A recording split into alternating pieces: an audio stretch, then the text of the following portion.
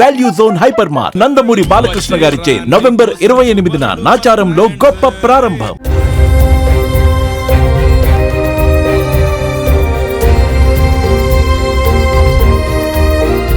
నిజమైన ఆనందం ఎక్కడుంటుందో తెలుసా? పేదలకు సాయం చేయడంలో ఉంటుంది. పేదరికంలో ఉన్న వారికి, అవసరమైన వారికి ఆర్థిక సాయం అందిస్తే వారు పొందిన ఆనందం కల్లారా చూస్తే మన మనసుకు ఎంతో హాయిగా ఉంటుంది. వారు చూపెట్టే కృతజ్ఞత గుండెను హత్తుకుంటుంది. అలాంటి వీడియోనే మీకు ఒకసారి చూపిస్తాను, చూడండి.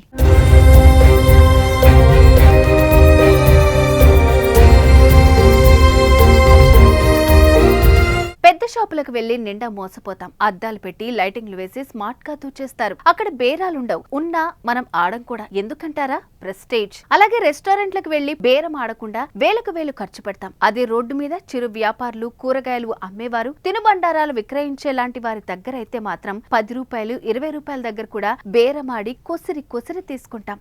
పాపం వారు కూడా అంతే. వచ్చిన బేరం పోకూడదని 10 రూపాయలు తగ్గించేసి ఇస్తారు. మనం ఏదో సాధించి డబ్బులు మిగిల్చినట్టు ఫీల్ అయిపోతాం. కానీ అలా విక్రయించే వారిలో చాలా మంది పేదవారే. వయస్సును లెక్క చేయకుండా, చలి, ఎండ, వాన అనకుండా కష్టాన్ని నమ్ముకుంటూ 4 రూపాయల కోసం రోడ్డుపై విక్రయించే చిరు వ్యాపారులకు తోచిన సాయం చేయటం నిజమైన మానవత్వం. ఆ మానవత్వాన్ని ప్రదర్శించాడు ఆ యువకుడు.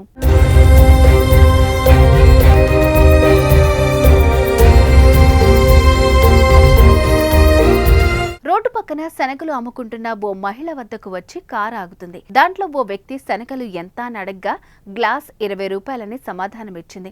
అతడు మాత్రం 10 రూపాయలకే ఇవ్వాలని కోరగా ఆమె నాకేం రాదు బాబు అంటూ సమాధానమిచ్చింది. కానీ చివరికి 10 రూపాయలకి ఇచ్చేందుకు అంగీకరించి వారి చేతిలో శనగలు పెట్టింది. అయితే ఆ యువకుడు ఆమెకు 1500 రూపాయలు ఇచ్చాడు. దీంతో ఆమె ఒక్కసారిగా భావోద్వేగానికి గురైంది. చివరిగా ఒక్క నమస్కారం పెట్టుకుంది.